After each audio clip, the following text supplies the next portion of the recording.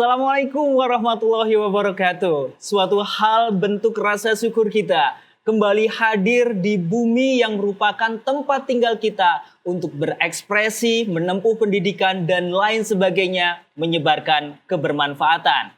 Bersama saya Conan Seja di dalam acara Bis Kota, bincang seputar vokasi kita. Berbeda tujuan, satu perjuangan. Senang sekali pada hari ini, kesempatan ini, kamu bisa akan mendengarkan dan juga menyaksikan beberapa hal ilmu yang bisa diambil kebermanfaatannya. Dan saat ini saya akan memberikan kamu semuanya satu tujuan untuk menuju ke Resto Jejamuran di wilayah Sleman. Tanpa berlama-lama, kita kenalan dengan owner dari Resto Jejamuran. Assalamualaikum Bapak. Waalaikumsalam. Bagaimana kabarnya Pak? Baik. Baik, boleh perkenalan dulu dengan teman-teman semuanya pada kesempatan kali ini? Ya. Perkenalkan, saya Ratijo, lahir di Jogja, dan pendidikan saya SMK di STM Kimia di Jogja pada waktu itu. Ya, Pak Rat ya, saya boleh menyebut seperti itu ya? Pak Rat boleh. Oke, ya. Pak Rat tadi udah membuka dengan awal lulusan STM kalau dibilang seperti itu. Ya. Apa kebanggaan Pak Rat sendiri merupakan lulusan STM ini Pak? Sebetulnya pada waktu itu memang saya menyadari persis bahwa kondisi orang tua saya tidak mampu. Sebetulnya waktu itu punya keinginan untuk melanjutkan di perguruan tinggi ya. Karena keterbatasan dana, keterbatasan keuangan, akhirnya saya tidak bisa melanjutkan di perguruan tinggi. Dan kebetulan juga nilai saya itu sangat terbatas. Wow. Kalau zaman dulu ya pas-pasan. Pas-pasan gitu. Ya Pak Rat ya. Saya menyadari itu.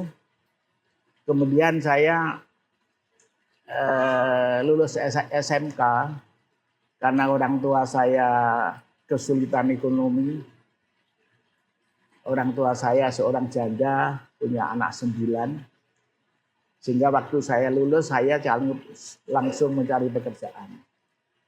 Tapi pada waktu itu karena pekerjaan agak susah, saya tidak memilih. Yang penting saya dapat uang. Akhirnya saya pernah menjadi laden tukang kalau orang Jawa. Kemudian juga pernah menjadi penggali sumur, hanya semata-mata supaya saya bisa membantu orang tua saya, bisa menghidupi adik-adik saya dan kakak-kakak saya. Tapi pada tahun 1967, saya dapat pekerjaan di perusahaan PT Margorejo. Waktu itu adalah perusahaan makanan dalam kaleng. Tapi baru 1 tahun saya diangkat, akhirnya saya diangkat menjadi kepala produksi. Saya tidak tahu apakah saya dinilai cerdas atau pinter, tapi bagi saya bukan seperti itu. Mungkin saya orangnya mungkin sregep ya. Sregep ya? Mau kerja keras ya. Akhirnya saya ditugaskan oleh perusahaan untuk mengembangkan jamur. Rencana untuk diproduksi dalam kaleng dan diekspor ke Amerika, Eropa, Asia. Waktu itu targetnya bukan main-main. 1 hari 100 ton. Kira-kira 45 kontainer per hari. Dan itu saya menyadari sekali bahwa saya tidak paham mengenai pertanian. Saya tidak tahu ilmu yang ada hubungannya dengan pertanian. Tapi pada waktu itu perusahaan sangat bijak. Saya didampingi oleh ahli-ahli dari Taiwan untuk mendampingi saya nanam jamur. Dan orang Taiwan itu juga pendidikannya sama. Dia otodidak, dia tidak sekolah. Ya. Dan di situ saya banyak belajar dengan orang Taiwan meskipun tidak sekolah. Tapi dia mengingatkan saya bahwa meskipun dia tidak tahu teori jamur, tapi dia bisa nanam jamur. Dan dia itu punya keahlian itu karena setiap hari ketemu jamur. Akhirnya mereka itu bisa ngomong sama jamur. Itu yang saya pegang. Artinya ternyata ilmu jamur itu sebetulnya bisa menguasai itu karena istilahnya itu ilmu titen. Titen. Ya, titen. Artinya dia bisa jamur. Tapi tahun 78 akhirnya orang Taiwan kembali ke negaranya. Kemudian saya dibantu dengan orang-orang Belanda yang mempunyai pendidikan lulusan Akademi Mushroom di Amsterdam. Dia teorinya luar biasa. Jadi saya akhirnya belajar dengan orang Belanda hampir 10 tahun. Akhirnya saya selama 78 dan seterusnya saya tertimbun di perjamuran. Iya. Ya, akhir ceritanya setelah umur saya 54 ya, tahun 97. Sedangkan posisi saya pada waktu itu tahun 93 itu saya diangkat menjadi pimpinan perusahaan untuk PT Tuhagung untuk mengelola jamur merang satu hari 40 ton untuk diekspor ke Amerika. Tapi karena saya merasa bahwa meskipun saya pimpinan, saya itu tetap kuli. Saya itu tetap ikut orang. Ada batasnya, pada waktu saya mesti akan dilepas. Akhirnya sebelum masa pensiun saya keluar. Kemudian ingin berusaha dengan tujuan jangan hari tua saya itu miskin lagi. Saya kapok jadi orang miskin. Saya tidak mau ngulang hari tua saya miskin. Saya tidak punya cita-cita ingin jadi pengusaha, sama sekali tidak. Saya hanya kepingin jangan sampai jadi orang tua membebani anak cucu. Akhirnya saya mulai usaha tanam jamur. Akhirnya berhasil. Tapi ternyata punya pengalaman ilmu di jamur itu, teknik budidaya itu tidak cukup untuk bisnis. Ternyata setelah kita tanam, jamur itu tidak laku. Hanya yang beli itu hanya kebetulan orang-orang keturunan yang sudah biasa makan jamur. Orang Indonesia, terutama orang Jawa, dia itu tidak punya pengalaman makan jamur. Makan jamurnya pengalamannya setahun sekali kalau musim hujan. Musim hujan. Dan banyak berita itu di koran itu di Ponorogo orang mati karena makan jamur. Akhirnya jamur saya tidak laku. Akhirnya saya berpikir bahwa kesulitan ini ya, masalah ini mestinya saya dengan itu berpikir mesti harus dicari jalan keluarnya. Pasti ada peluangnya gitu. Kebetulan istri saya itu bisa masak. Akhirnya kita paham bahwa masyarakat perlu diedukasi karena pengetahuan soal jamur sangat terbatas. Akhirnya saya sama ibu mencoba mengedukasi dengan jalan membuat masakan. Menu-menunya yang kita ambil yang biasa dimakan masyarakat Sleman. Seperti ada bakmi jamur, ada pepes, kemudian mendoan jamur, ya, sate jamur, dongseng. Kita jual dari rumah ke rumah. Iya. Dan menu pertama Pak yang dimasak oleh istri dan ditawarkan dan akhirnya dijual, masih ingat menu apa Pak? Yang pertama memang kita betul-betul itu kita sate. Sate jamur. Tapi kita pengertiannya kan pengetahuan soal menu kan terbatas. Akhirnya yang kita membuat menu-menu yang biasa aja yang diolah ya. Akhirnya ada mendoan, ada boto, ada pepes, kemudian ada bakmi jamur dan sebagainya. Tapi ini tidak mudah. Saya keliling dari rumah ke rumah, kita nawarin, Bu, jamur itu bisa dibikin bermacam-macam menu. Dan jamur itu bagus sekali untuk kesehatan. Tapi mereka tidak tertarik. Apa Pak yang faktor membuat tidak tertarik? Ketakutan atau ketidakbiasaan makan? Pertama biasa, yang kedua takut keracunan. Oke. Tapi ternyata orang Indonesia itu juga punya kelemahan. Setelah saya bilang gratis itu berani mati. Hilang semua ketakutannya ya, Iya, Pak ya. iya semua. Jadi orang itu akhirnya juga orang Indonesia itu setelah saya bilang gratis itu juga tidak takut keracunan. Iya. Akhirnya nyicipin gitu. Hmm. Oh ternyata jamur tuh enak, oh ternyata itu. Tapi saya bilang ternyata butuh waktu ya untuk bisa memahami, menyadari bahwa jamur itu tidak beracun, jamur enak itu butuh waktu. Akhirnya saya berjualan dari rumah ke rumah hampir selama 3 tahun. Door to door gitu, berarti Bapak beserta istri kah itu menjual ke masing-masing rumah, dan waktu itu tempat mana Pak yang menjadi awal jualan door to door, di wilayah mana itu? Sebetulnya kita sasaran waktu itu kita adalah di sekolah. Ya, harapan kita di sekolah mungkin anak-anak juga belajar, kemudian kita ke kantor ya, ke kantor-kantor Pemda, ke sekolahan, kemudian ke koperasi, kemudian ke kelurahan dan sebagainya. Jadi kita sasarannya seperti itu. Jemput bola berarti Bapak ya? Iya, jemput bola. Oke. Dan reaksinya waktu itu awal-awal apakah juga masih banyak yang menolak, atau sebenarnya dengan seringnya edukasi akhirnya mereka mau mencoba dan malah kecanduan ini? Awalnya dia menolak Bapak, karena mereka merasa aneh ya jamur kok dibikin makanan. Iya. Karena berita jamur yang banyak pada waktu itu kan belum ada medsos ya, yang ada kan TV sama koran ya. Koran ya. Ya kalau berita keracunan jamur kan viral semua gitu. Iya. Akhirnya mereka meyakini jamur itu adalah beracun.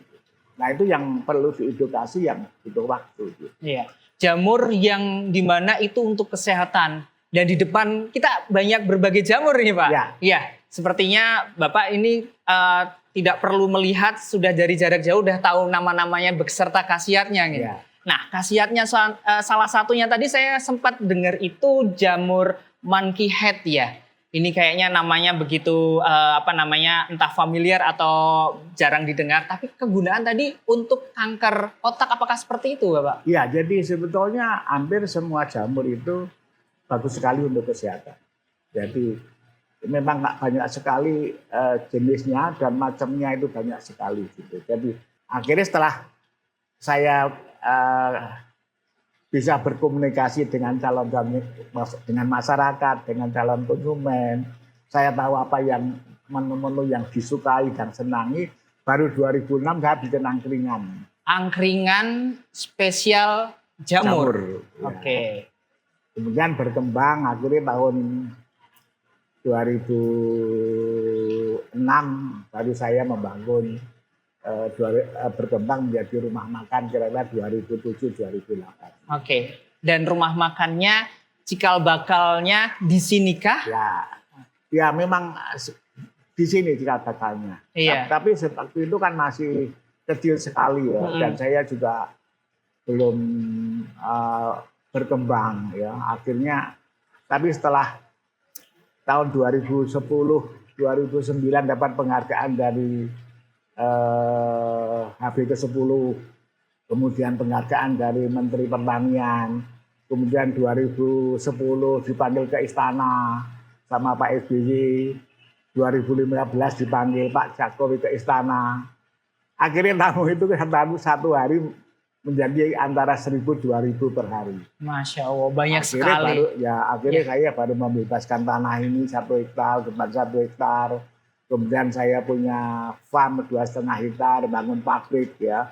Itu ya gara-gara tamunya mulai berdatangan di rumah makan Jogja. Dan pastinya penghargaan itu karena manfaat. Ya. Dan ingin tahu juga Konan itu, menu-menu yang ada di sini, apa saja Pak yang dihadirkan dan ditawarkan kepada masyarakat? Sebetulnya menu-menu itu sebenarnya menu pada umumnya yang sudah ada di masyarakat. Jadi hanya misalkan seperti sate, tongseng, semua menu-menu itu kan sebetulnya sudah ada di Indonesia. Hanya bahan bakunya dari jamur.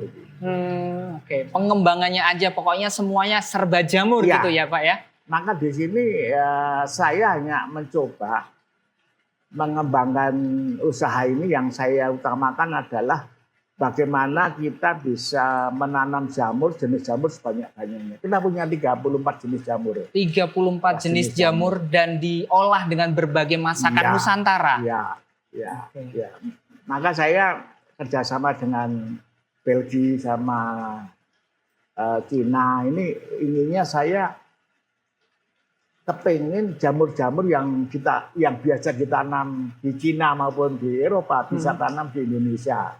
Hanya untuk supaya bisa tumbuh optimal, kita kondisikan. Maka di sini semua nanam jamur itu pakai cooling unit yang butuh suhu 17 ya kita atur 17, yang butuh 15 ya kita atur 15. Dari sekian menu, menurut Bapak sendiri dan juga dari masyarakat, ini yang paling enak itu apa aja Pak? Biar jadi referensi teman-teman juga nih. Kalau ke Resto Jejamuran pilih ini. Apa aja Pak?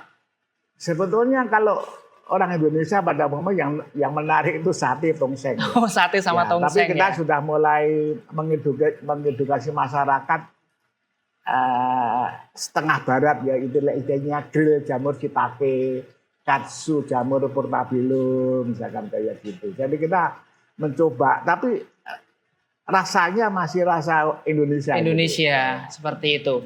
Dan ada pula tamu dari mancanegara yang sudah pernah ke sini Pak? Jejamuran ini sebetulnya banyak untuk menampung tamu-tamu dari luar ya. Karena kebanyakan orang dari Belanda, dari Norwegia, dari Eropa, dan di Asia itu kebetulan dia kalau mencari makan di Indonesia itu yang ada hubungannya sangat sama vegetarian ya. Vegetarian, jadi dia mengira ini vegetarian. Kalau saya ini bukan, sebenarnya campur-campur ya, bukan vegetarian. Karena vegetarian itu kan macamnya banyak. Ada yang murni, ada yang biasa gitu. Jadi saya hanya jamur dimasak Indonesia. Tapi orang Barat mengatakan di sini vegetarian, vegetarian gitu. Oke, dan tadi Bapak menceritakan bahwasanya bukan hanya tempat yang menyediakan untuk makanan, minuman, ada juga spot edukasi yang dimana ditawarkan untuk bisa berkunjung gitu Pak di sini? Ya, jadi kita pengembangan usaha ini sudah banyak ya Pak. Jadi kita mencoba untuk di farm itu kita di samping untuk produksi, tapi juga kita buka agrowisata jejamuran.